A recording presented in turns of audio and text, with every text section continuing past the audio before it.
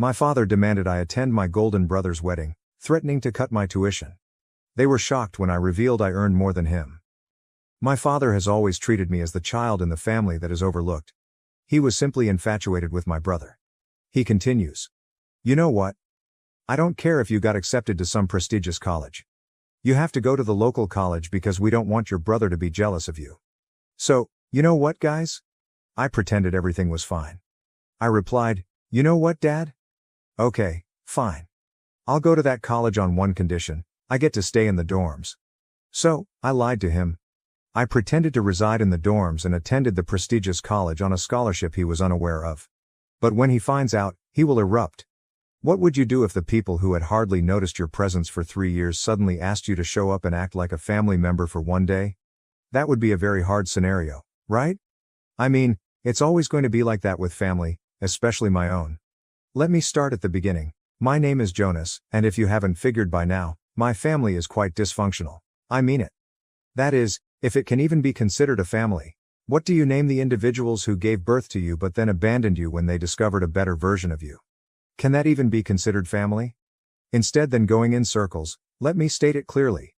I could have had a happy family if my parents had treated both of their children equally. But, no, my parents are a bunch of biased jerks who have been treating me as background noise for as long as I can remember, all because my brother Roman was the healthier kid. I mean, Roman was one of those healthy, adorable infants who drew everyone's attention in an instant, whereas I was the scrawny, average-looking one that no one wanted to hold. But should these things influence parents so profoundly that they begin to differentiate between their children? It shouldn't, right? But it was different for my parents, Patrick and Marin. Within a month of Roman's birth, he had become their golden kid, the infant who received universal adulation. I mean, he wasn't outstanding. He was merely the more attractive one, the main character, so everyone was drawn to him, whilst I was usually the supporting character, standing in the background, forgotten. You can imagine how dreadful my childhood must have been. My parents ignored me and just provided for my basic needs, while my egotistical brother let all of the attention get to him. Roman grew up as a pampered brat who only cared about himself. So you can picture the kind of relationship we had. I was the shy, introverted kid, and Roman turned out to be a huge fat bully. Could you imagine that? Are you being bullied by your little brother? Yeah, that was the case with me. Roman seemed to have made it his life's mission to make mine unhappy, whether by throwing wild tantrums that caused my parents to spoil my plans or by physically taking away the things I liked. Is this correct? It was a poor scenario in and of itself. Add a set of biased parents to the mix, and you can understand how terrible my upbringing was. My parents were the main reason Roman grew up to be such a brat. While Roman was showered with new toys, attention, and praise, I was never spoiled. My birthdays were a formality. My accomplishments were never particularly significant, and my job in the family was essentially that of a background prop. One time in 3rd grade, I had all A's on my report card. I was thrilled, you know? I figured maybe I'd get a pat on the back or something, but when I presented it to my mother, all she said was, "That's good," as she went on to rave about what a nice little painting Roman had done that we just had to put on the refrigerator. Yes, Roman's wonky dog drawing received center stage, while my straight-A report card was placed into the garbage drawer with the other forgotten papers. So you know how things were. I felt like the neglected report card, while my brother was lauded for everything. But it wasn't just the small stuff. Oh no. Roman got to decide where we went on family trips, what we ate for dinner, and what we watched on television. Every time I attempted to select something, I was turned down. And that idiot Roman rubbed it in my face to the fullest extent possible. He was the king, and I was nothing more than his servant. So I guess you can see why I wanted to flee this hellhole as soon as I could. And I even had the perfect opportunity. I was looking to pursue a bachelor's degree and was awarded a scholarship to one of the world's finest institutions. It was a very prestigious college, the kind that assures a good career for its students. Getting a scholarship there? Oh, that is a dream. But here's the catch. It was many states away. And, like everything else in my life, my parents refused to let me have it. Click share and more to check if there is a part 2. Part 2. Do you want to discover the reason? Of course it was Roman. My parents even suggested that I attend the local institution in our state because it provided a greater opportunity and option. They reasoned that since Roman, who was not particularly bright academically, could feel bad that I had the opportunity to enroll at such a prominent college while he did not, I should stay local. What was stopping him? He could have worked his buttocks off, like I did, and received what he desired. However, none of this made sense to my parents. They told me I needed to go to the local college. You see how ludicrous this whole situation was? Somewhere in my mind, I assumed they were doing this to keep me from outshining Roman. It was as if they recognized my potential but consciously chose to disregard it. It's as if providing me with genuine support would jeopardize Roman's image as the golden child. Why else would they work so hard for me to stay at the local college while Roman, who was nothing near as ambitious, received unrivaled support? It seemed as if I was not meant to be more successful than him. That was not part of their script. But did I succumb to that foolishness? No. I'd already made significant sacrifices to keep up with the family's wacky, biased antics. But I decided I'd had enough. I told my parents that I would only attend the local college if they permitted me to live in the campus dorms. My parents agreed, a little too happily, thinking they'd persuaded me to stay at the local college. But did they actually? No chance in hell. I accepted the scholarship and relocated to another state while my parents thought I was attending a nearby college. The nicest aspect was that the prominent college I was admitted to offered the finance course I desired in just 2 years, whereas the local college required 4. So that was ideal since it meant I could graduate earlier than my parents had imagined. Honestly, it was the best decision I've ever made. Not only did I leave the hellhole my parents had created, but this college represented the pinnacle of prosperity. I say this because, shortly after graduating, I was offered a 6-figure salary and have been with the company for a year. Things are actually improving for me, since I am on the verge of receiving a promotion. I did it all. The scholarship covered 70% of the fees, and I utilized the money my father contributed to meet other expenses. Now I'm having a fantastic life. My father continues to send me money, believing that I am a student at the local college. And I have not told him to stop. I know it's kind of terrible, but I consider it retribution for the last 3 years. I've had limited communication with my relatives. There were a few checkup calls here and there, as well as 1 or 2 trips to my home over the holidays, to keep them from becoming suspicious. Aside from that, they haven't troubled me too much, and I've been able to avoid them by explaining that I've been busy with my studies. They don't seem to care anyway. I mean, why should they? They had a golden child now. My parents benefited from the fact that the only person they had to care for was no longer in their lives. I was truly satisfied with the setup. It did hurt from time to time that my folks didn't notice I had moved states away. But the melancholy was offset by the relief of not having their toxic presence around me. Truth be told, I did miss having a family. Not a dysfunctional one like mine, but rather the feeling of having a family who genuinely cared about me. Despite my friends and pleasures, I felt that something was lacking in my life. However, until this morning, it appeared difficult to correct. My father called today to tell me that Roman was getting married and that he needed me there a few days before the wedding to help with the preparations. I was taken aback. Was my father truly urging me to come home? I had been looking forward to this moment for a long time, especially since he told me I was part of the family and that he wanted everyone to be present for Roman's big day. I truly became emotional. My parents had never acknowledged me as a member of their family. They were primarily concerned with themselves and Roman. But now my father specifically wanted me to attend the wedding. It was overwhelming to receive appreciation from my parents. But then I remembered that these were the ones who had ignored me throughout my childhood. Even today, they were unaware that their eldest son lives states away. Do I really want to return to these people, only to be disregarded again, as I have been my entire life? This is where I find myself in a quandary. And I'd like to ask you all. What would you do if you were in my shoes? I miss my sense of family, and it would be wonderful to have them care about me for once. But the prospect of returning back only to have my expectations shattered again terrifies me. Should I accept their invitation and attend my brother's wedding solely for the sake of family? Or should I stick to my commitment to live far away from them and not allow them to hurt me again? Before we get into that, it's been 2 days, and I've had plenty of time to consider what I should do. In the end, I decided to keep my peace. Even though some of you may disagree with my decision, I elected not to accept my father's invitation to Roman's wedding. And honestly, it feels like the best decision I have ever made. Spoiler alert, my parents haven't changed and never will. Let me continue where I left off in my initial post. After some thinking, I texted my father, just saying that I wouldn't be able to make it. There is no lengthy explanation, no excuses. To be honest, I was not going to come.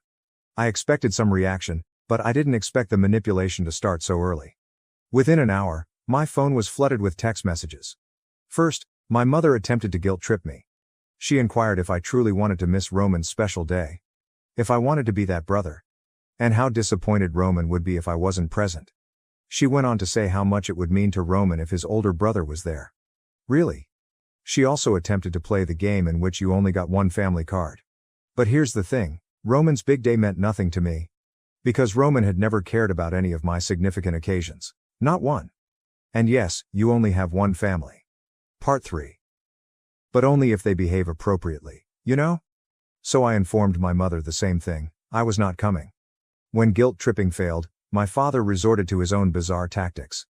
He attempted to keep it calm at first, stating things like how families should stick together on situations like these. When I still didn't move, he decided to play dirty. He called and stated that if I didn't show up for Roman's wedding, they would cease paying my tuition costs. He stated they couldn't afford for people to gossip about how one of their sons wasn't present at such an important event. Essentially, they wanted to maintain the appearance of a happy family for their friends and neighbors. As is customary, everything revolved around appearances. Not about me. Not about Roman. But what about how the family was perceived by others? That's when I really lost it. I mean, how selfish could somebody be? Threatening to cease paying my education expenses just so I may attend a wedding. It was incredibly foolish. Even more so given that I didn't care about any of the money they handed me. I responded by telling my dad, "Go ahead. Stop paying the college fees. I'm not coming to the wedding and nothing you say or threaten will change that." I still hadn't told them that I had graduated a year ago and was living states away with a 6-figure salary and a life they could never have provided me. I didn't want them to know how good my life was or where I was because they would ruin everything that was going well. I know I have to tell them the truth, and I will do so shortly. But right now, I was having fun. My unwillingness to attend my brother's wedding, despite my father's warnings, enraged him. He spoke about how ungrateful I was. How I've always been difficult. And how Dad planned to withdraw my name from the local college to teach me a lesson. He said it as if it were a huge threat, as if being pulled from a place I'd never even been to would destroy me. He had no idea that the truth was just the opposite. Honestly, I couldn't stop laughing. I could have told him I had never attended the local college, but where's the fun in that, guys? So now I'm simply waiting for my father to go and try to withdraw my name from a college where I was never enrolled. I'm honestly waiting for his reaction when he discovers I no longer need him or his money. That's going to be shocking. And it's only a matter of time before my phone calls with another round of obscenities. I honestly cannot wait. Anyway, I'll keep you all posted on what happens. Until then, so long. Hello, it's Jonas again. I know it's only been a day since my last update, but the never-ending drama in my life has gotten even wilder. After my last post, I had a feeling my father would take my unwillingness to attend Roman's wedding seriously. It turns out I was correct. It all began with a phone call from him this morning, and he was furious. He was irate and wasted no time in asking me where I'd been all this time and what the heck I'd been doing with all the money he provided for my college expenses. It was like witnessing a toddler throw a tantrum because he did not get his favorite toy. Only this time, it was my father who was driven insane by the happenings around him. Apparently, after our last chat, my father went to the local college. Yes, this is when things become really fascinating. He went there to withdraw my name, simply to teach me a lesson. That guy was so crazy that he thought pulling my name from college and suspending my studies would force me to attend Roman's wedding. Clearly, he was wrong. So, obviously, when my father went to the local college, he was in for a huge surprise. The local college had no record of my enrollment. It must have been quite the spectacle. My father stood there, attempting to cancel my registration when Jonas was not present at college. I bet the revelation hit him like a blow to the belly. During our call, his bitterness over his momentary humiliation at college was evident. He wanted to know where I had been for the past 3 months and what I had been doing with all that money. But, honestly, the situation was so absurd that I couldn't stop laughing. After more harsh remarks from my father and some waiting on my part, I decided to tell him the whole truth. I told him that I had graduated on a scholarship a year ago and that the money he had been giving for my college tuition had been extremely helpful. Then I dropped the larger bomb. I informed him that I now had a 6-figure salary and was making more than him. When he inquired whether I was kidding, I could tell he was disappointed. But he realized it wasn't a joke. The fact that I was no longer the struggling student he thought I was, but rather an independent man with a fulfilling life, must have been a difficult pill for him to swallow. I was ready for whatever came next. As soon as my father understood what I had just said, he erupted, accusing me of treason for keeping them in the dark. He went on about how much he had done for me, only to be confronted with this betrayal. Done so much for me? Was he talking about how he and my mother ignored me for years to focus on their favored child? Then he came up with the most ridiculous idea imaginable. He said the only way he could forgive me was if I went to Roman's wedding and made sure there was no scandal or gossip about the family. I could not believe it. This individual was still primarily concerned with his image. I don't understand why he's suddenly fascinated with the family's image. It had never disturbed him before. Anyway, I told him I didn't need his forgiveness, and I certainly didn't want to be a part of their ruse, pretending we were all one happy family. My father, still upset, tried to persuade me to attend the wedding. He appeared frantic at this point, but I held my ground. I told him there was no way in hell I'd go to the wedding of the man who devastated my childhood. Not only that, but I informed him I was done with the drama and would cut them off. My father was shocked, but I did not remain silent. I had spent my entire childhood absorbing everything silently. But not anymore. I told him I didn't want any of them to contact me again and that they could attend their golden son's wedding without me while I enjoyed my life. My father attempted to influence me emotionally again. But this time, I wouldn't have it. Talking about how I was his kid and how I needed to attend my brother's wedding. But I was finished. I just informed him that he had only one son since he was the one they all appeared to care about, and that they could keep it that way. As I gladly cut them off, I didn't even give my father another time to respond. I quickly ended the call and blocked his phone. And here is where I am right now, officially cut off from my family's harmful presence. It's a bittersweet feeling because I never imagined things coming to this. But I am also somewhat satisfied since I know it had to be done. At least now I can live a calm life. And if all goes well, maybe I'll be able to start my own family one day. So it's been more than a month since I shut off communication with my family. I thought I was above all the drama and manipulation. But they clearly couldn't let things go so simply. A few days ago, I received an unexpected call from an unknown number. It was my mother, and she was sobbing uncontrollably. I had banned all of their calls, so I was surprised to receive this one. I decided not to hang up on her because I suspected something horrible had happened. But it was nothing like that. She began telling me how much she misses me and how she simply wants her kid back. She stated she didn't care what I or Dad did. None of it mattered to her. She simply wanted me to be a member of the family again. I was perplexed. I mean, where was this energy previously? When I told them I was cutting them off, they didn't seem to mind. And now my mother wants to patch things up? Don't you think that was a bit suspicious? So I just hung up on her, telling her I'd call her later. I had a sense something wasn't right, so I contacted my aunt, my mother's sister, to see if she had any ideas. What she told me was bizarre and it verified all of my suspicions. Apparently, Roman's wedding was a complete fiasco. A massive shitstorm. His seemingly beautiful fiancée turned out to be a full-fledged fraudster. Before the wedding, she persuaded Roman, my parents, and a group of family members to put all of their savings into a dodgy, once-in-a-lifetime investment opportunity. And guess what? It was all a hoax. She took the money and dipped. There were no weddings. She's gone, as are my family's savings. However, it wasn't the end of it. My aunt also informed me that my parents were in even more serious difficulty than I had suspected. Apparently, my father provoked a disturbance with an employee and his family, resulting in a significant loss for his already dying firm. And then everything clicked for me. This is why he was so eager to invite me to the wedding. He wanted to salvage his image by demonstrating how much he treasured his perfect family, and all those values. But of course, that did not work. This fiasco between Roman and his fiancée just added to the negative news. So, basically, they are losing money left and right. To make matters worse, they used their house as collateral for a loan in an attempt to salvage the firm. However, this also backfired on them. And now they are likely to lose their home. They had to move into a dilapidated trailer or studio apartment because that's all they could afford. Now everything was plain to me. My mother didn't call because she missed me or wanted me back. They urgently needed me. They realized I was doing well for myself and wanted to use me as a safety net. I understood everything. They were out of options, and I was their only hope. So, I wasn't playing that game. I was not going to be dragged back into their mess, especially now that I had seen the whole picture. They didn't care about me because they were too busy catering to Roman and his needs.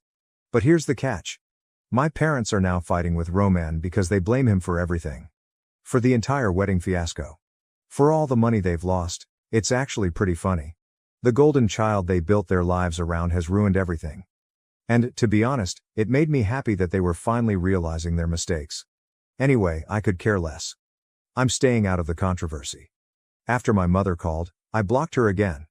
I wasn't going to let her control my emotions. But did this prevent my parents from reaching out? No, absolutely not. They were needy and clingy, refusing to accept that things weren't going their way. My parents eventually showed up at my house.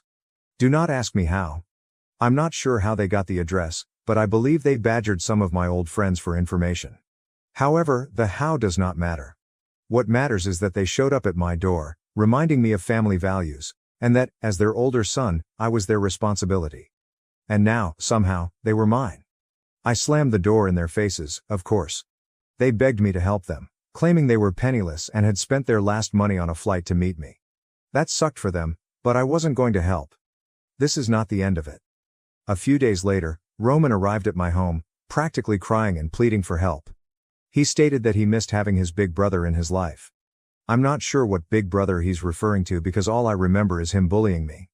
I warned him, but he kept begging, saying mom and dad were going to cut him off shortly because they were angry with him for putting them into this problem. It was all for nothing. Roman shared the same fate as my parents. I locked the door in his face, warning him that if any of them returned, I'd call the cops. Since then, I haven't heard from any of them, and I honestly don't care. I am done with this toxic family. I'm a little sad that things with my family have come to this. Because the void they created will always be present in my life. But I'm not going to take their trash anymore, just for the sake of family.